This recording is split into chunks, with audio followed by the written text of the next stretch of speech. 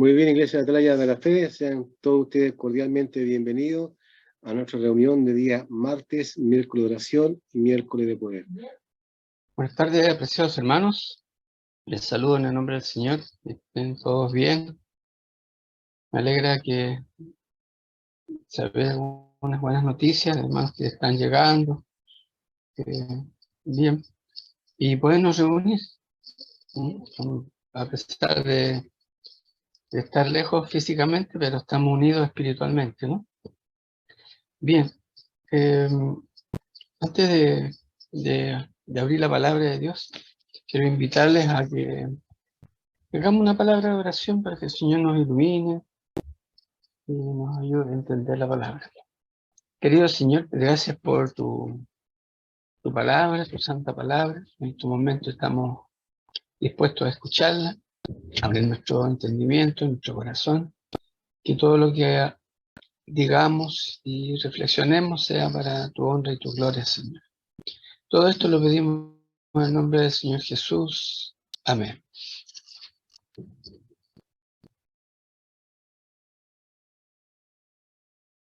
Me gustaría que podamos abrir nuestras Biblias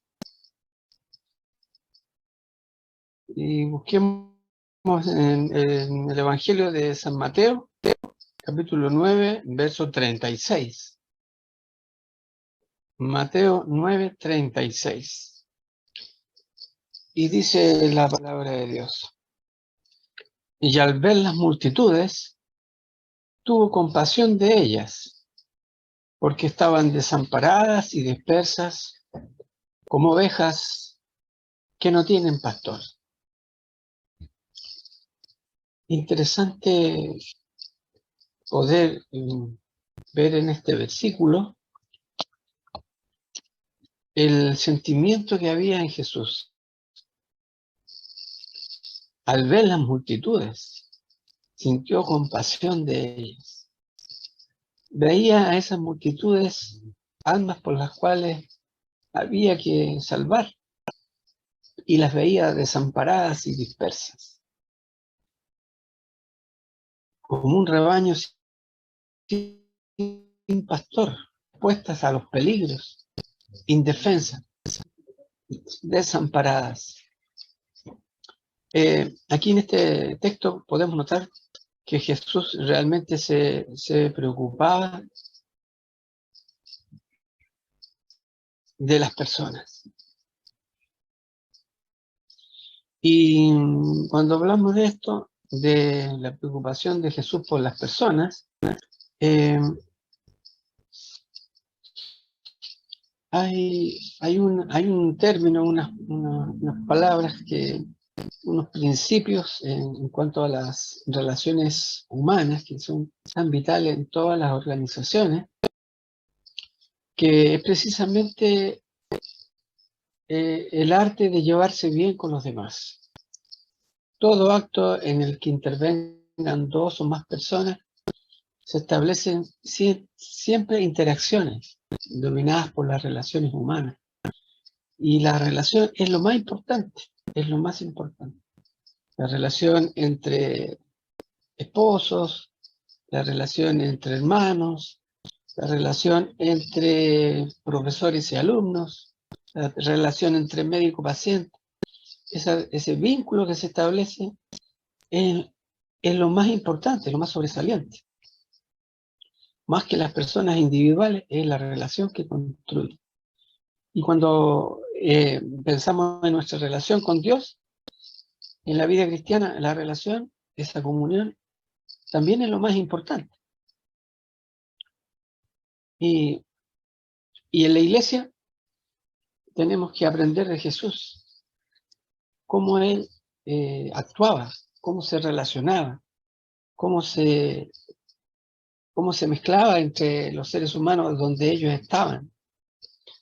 Realmente Jesús se preocupaba de las personas. Estaba más interesado en sus preocupaciones de las personas y en las necesidades de la gente que en las propias suyas.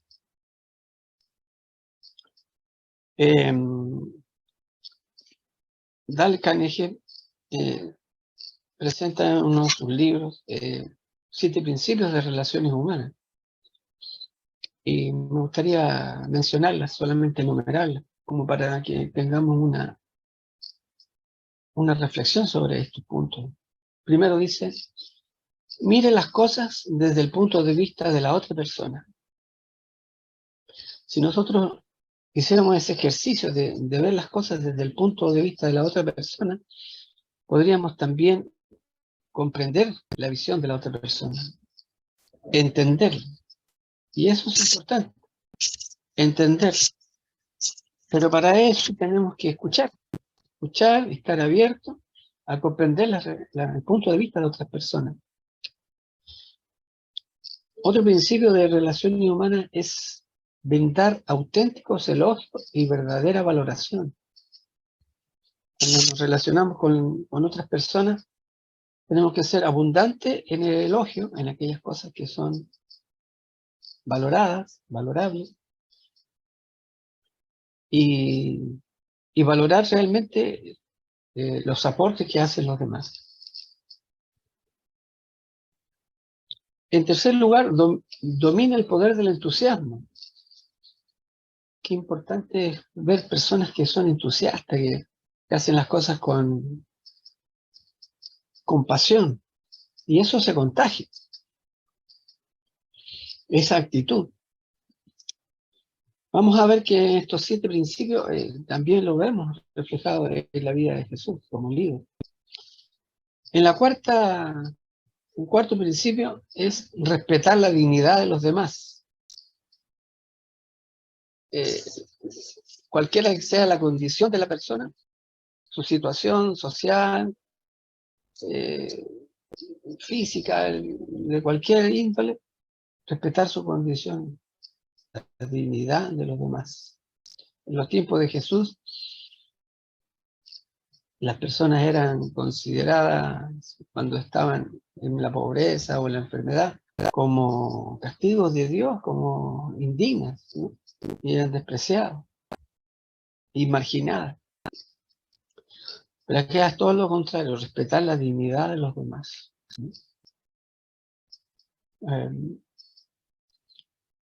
Recuerdo también que, bueno, alguien dijo por ahí que si queremos ver realmente cómo es una sociedad, hay que visitar cómo son las prisiones de esas sociedades. Hay prisiones donde se respeta la dignidad del ser humano, a pesar de que los crímenes que hayan cometido. Y hay prisiones que no, que más que privación de libertad y es prácticamente un castigo en muchos sentidos.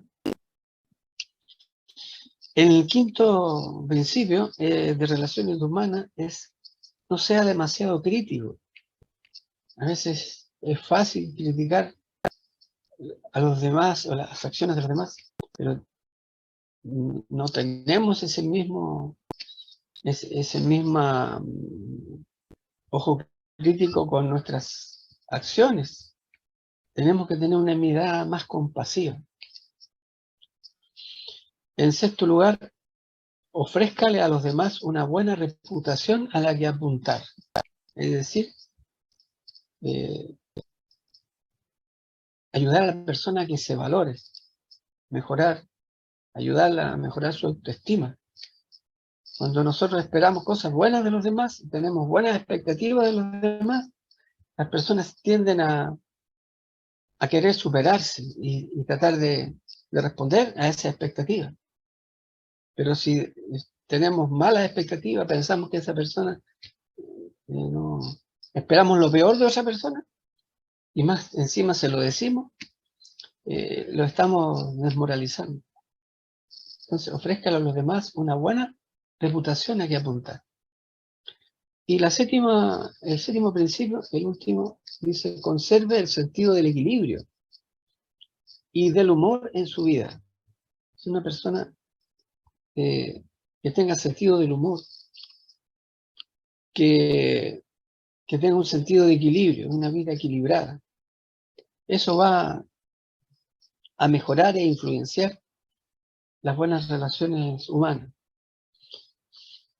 Ahora, ¿por qué es importante esto, hermanos? Porque en la medida que nosotros apliquemos estos buenos principios, el clima familiar y el clima eclesiástico en la iglesia se va a ver reflejado.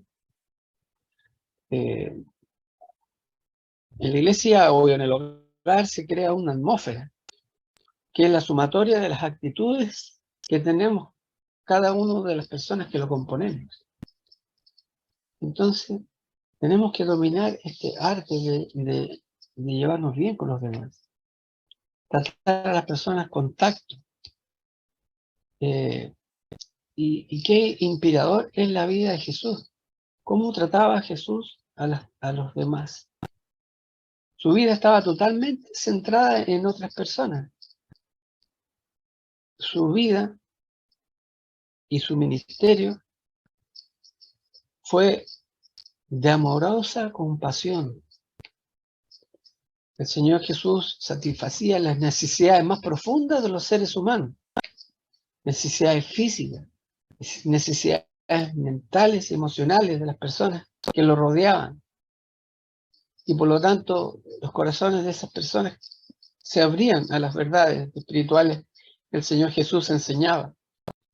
Cuando sanaba a los leprosos, cuando abría los ojos de los ciegos y abría los oídos de los sordos, y liberaba a los endemoniados, alimentaba a los hambrientos, cuidaba de los necesitados. Los corazones se conmovían y esas vidas eran transformadas. Y hay una cita del Misterio de Curación, página 102, que es muy conocida, que importante citarla en este momento, en este tema, que dice que solo el método de Cristo será el que dará éxito para llegar a la gente. El Salvador trataba con los hombres como quien deseaba hacerles bien, les mostraba simpatía. Entonces les decía, sígueme. Jesús conocía que el mundo necesita una demostración del Evangelio, tanto como necesita su proclamación. El testimonio de una vida como la de Cristo, que esté comprometida en ministrar a los demás, es un poderoso testimonio. Más que las palabras que hablamos, le da credibilidad a nuestro testimonio. Y otra cosa importante que destacar, que Jesús siempre buscaba lo bueno en los demás. Siempre trataba de sacar lo mejor de ellos. Una de las críticas de los dirigentes de su época hacia Jesús era que a los pecadores recibe y con ellos come, en Lucas 15:2, porque los dirigentes religiosos estaban más preocupados de no contaminarse con los demás que de salvarlos. Su visión era de ostracismo, más de comunión. Por eso se sorprendieron cuando Jesús dijo de sí mismo, porque no he venido a llamar a justos, sino a pecadores al arrepentimiento, en Mateo 9:3. La religión de los escribas y fariseos y de los saduceos era evasiva. Ellos evitaban tener que contaminarse. Y lo vemos en la parábola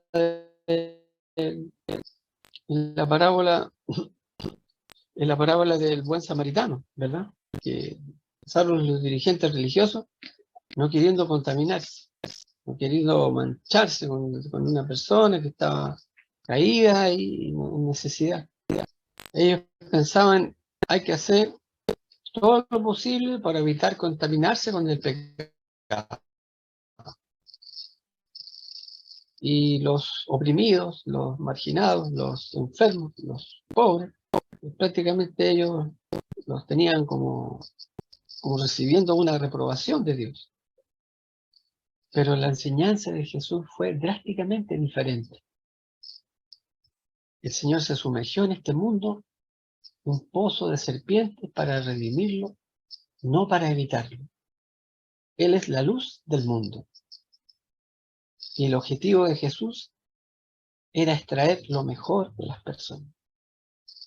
Incluso cuando las circunstancias eran inusualmente desafiantes, Él respondía de buena manera. En los evangelios hay expresiones de asombro. Dice, en Lucas 4:22, por ejemplo, dicen, estaban maravillados de las palabras de gracia que salían de su boca. Y el Evangelio de Juan agrega, la gracia y la verdad vinieron por medio de Jesucristo. Es decir, el acercamiento de Jesús a la gente los desarmaba. Sus amados tocaban un acorde sensible en sus corazones. En Mateo 8, verso 5, hay un pasaje ahí que me gustaría que lo pudiéramos revisar. Mateo 8, verso 5, de cómo Jesús trataba a las personas. Dice, entrando Jesús en Capernaum, vino a él un centurión rogándole y diciéndole, Señor, mi criado está postrado en casa, paralítico, gravemente atormentado. Y Jesús le dijo, yo iré y le sanaré. Respondió el centurión y dijo, Señor, no soy digno de que entres bajo mi techo. Solamente di la palabra y mi criado sanará. Porque también yo soy hombre bajo autoridad y tengo bajo mis órdenes soldados, y digo a este ve y va, y al otro ve y viene, y a mi siervo hace esto y lo hace. Al oírlo Jesús se maravilló y dijo los que le seguían: de cierto os digo que ni aún en Israel he hallado tanta fe. Esta declaración de Jesús a un comandante militar romano fue revolucionaria. Pensemos cómo se debió de haber sentido este oficial del ejército cuando Jesús afirmó que no había encontrado este grado de fe ni siquiera en Israel, abundante en el elogio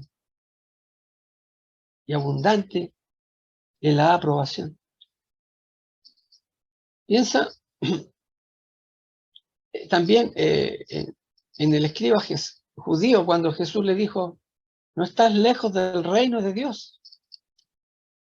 Palabras de encomio. Jesús tenía la capacidad de obtener lo mejor de las personas. Hay pocas cosas más eficaces que un cumplido para abrir los corazones del Evangelio. Un elogio, una palabra de aliento, un reconocimiento, un incentivo. Busca lo bueno en las personas que están a tu alrededor y hazle saber que las aprecias. Y esto lo podemos aplicar en todo ámbito de donde haya relaciones humanas, en el hogar, en la iglesia, en el trabajo, en la escuela, en todos lados. En Isaías 42:3 también hay un pasaje importante. Isaías 42:3. Isaías 42:3.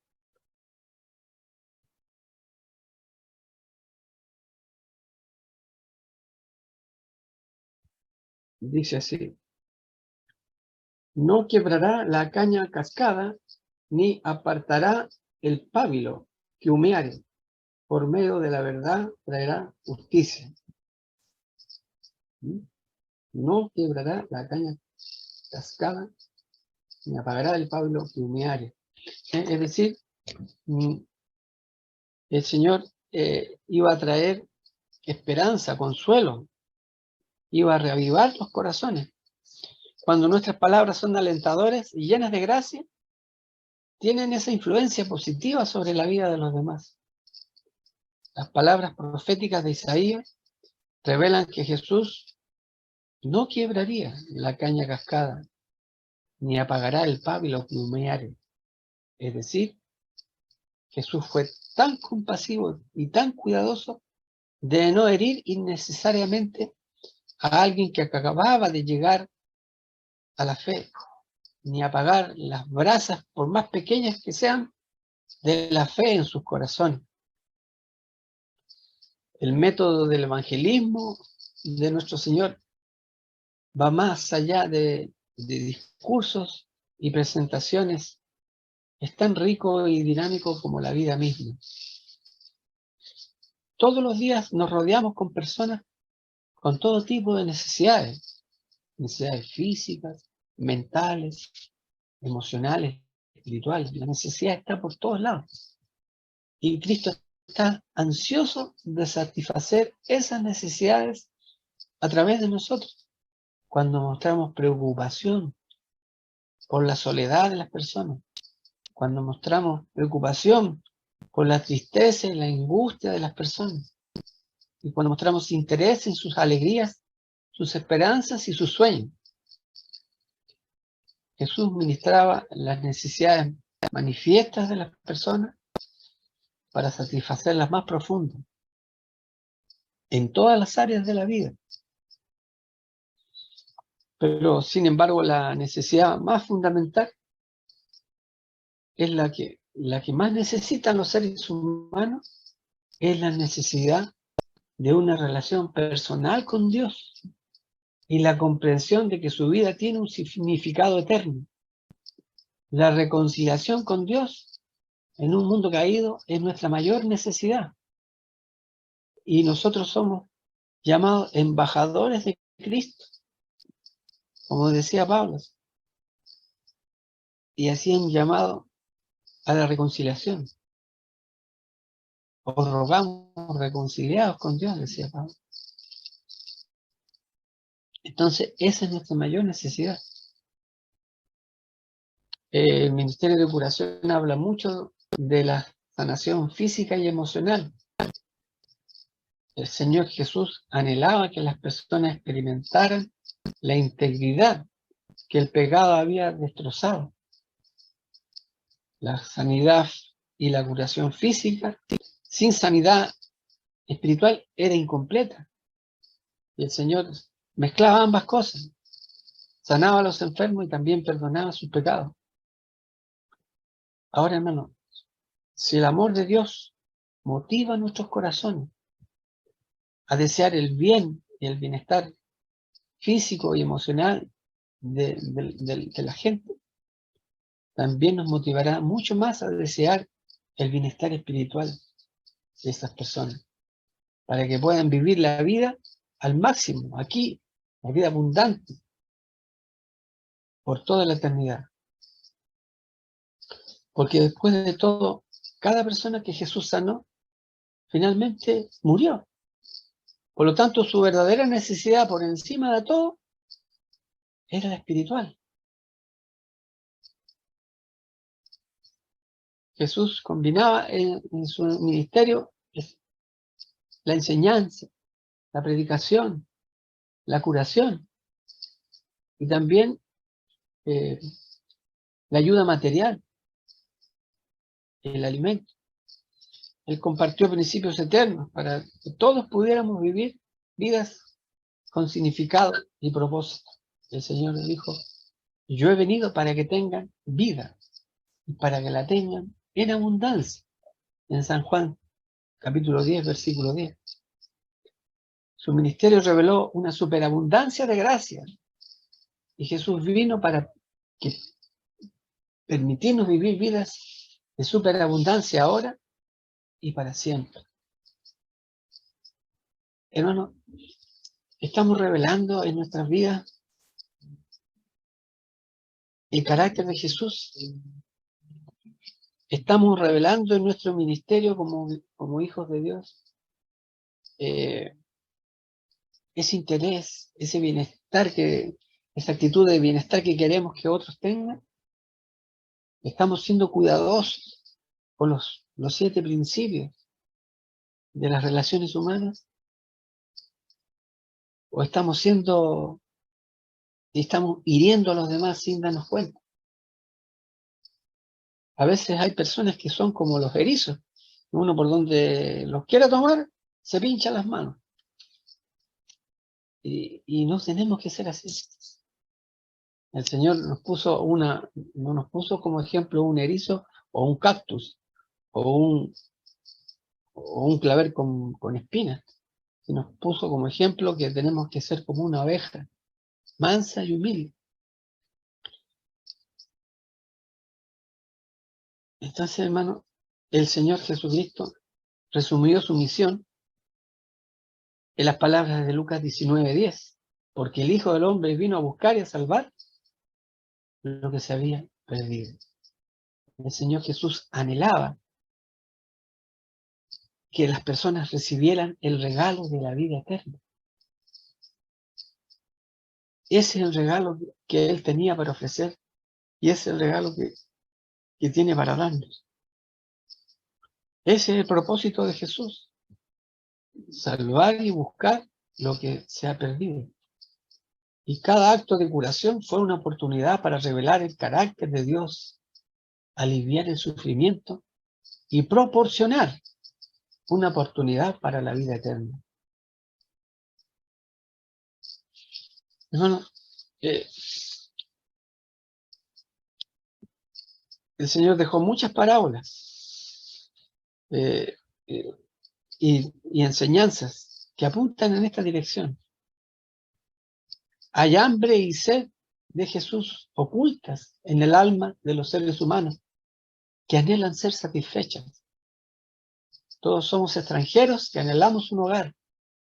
Y el Señor se presenta como el pan de vida, como el agua de vida, y como nuestro hermano mayor, que está siendo un puente para que nosotros podamos volver al hogar. Sin Jesús estamos desnudos espiritualmente, hasta que nos revestimos de la justicia de Cristo. Los profetas del Antiguo Testamento a menudo describieron la condición humana como una enfermedad incurable, desde la mollera de la cabeza hasta la planta de los pies. Dice, no hay nada bueno, solamente herida.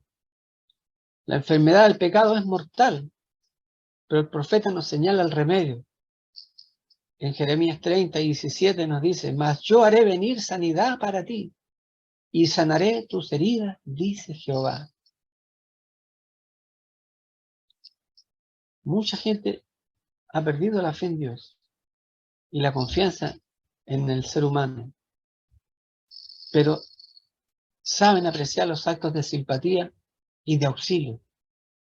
Cuando ven a alguien que sin aliciente de las alabanzas ni esperanza de recompensa en esta tierra, va a sus casas para asistir a los enfermos, para dar de comer al hambriento, vestir a los desnudos y consolar a los tristes, y encaminarlos a todos con ternura hacia el ser de amor y compasión, que nuestro Señor, el obrero humano, es el mensajero.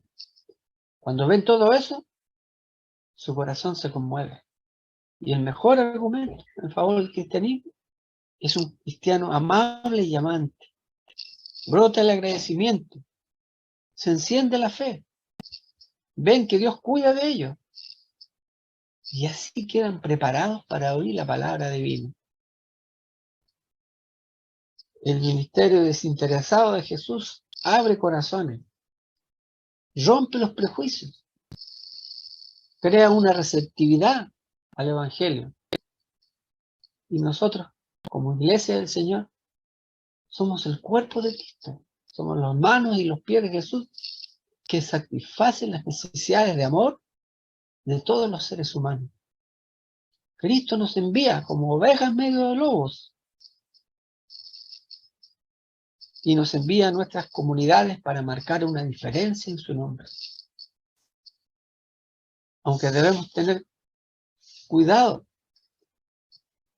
porque las amenazas y el peligro son reales, aún así debemos aprender a llegar a las personas donde están y ser utilizados por Dios, que quiere sacarlas de donde están y llevarlas a donde debieran estar. Hermanos queridos, que las palabras del Señor Jesús, que impactó en la vida de tantas personas, que tocó la vida de tanta gente, que mostró una vida desinteresada, pueda también tener un impacto en nosotros y nos inspire para seguir ese ejemplo. Las enseñanzas no pueden quedar solamente en la teoría. Tenemos que ponerla en práctica.